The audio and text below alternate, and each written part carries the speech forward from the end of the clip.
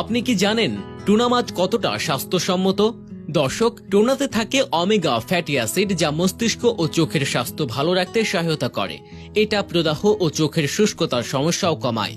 রক্ত স্বল্পতা: টুনা মাছে উচ্চ মাত্রায় আয়রন আছে। এতে ভিটামিন বি কমপ্লেক্স লোহিত রক্তকণিকা গঠন করতে গুরুত্বপূর্ণ ভূমিকা পালন করে। আয়রনের অভাব হলে ব্যক্তি সহজেই অ্যামিনিয়াতে আক্রান্ত হতে পারে, তাই টুনা মাছ খুবই গুরুত্বপূর্ণ।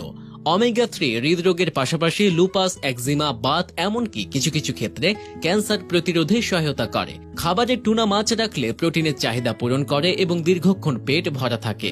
এই মাছ খুব ভালোভাবে বিষণ্ণতা দূর করতে পারে।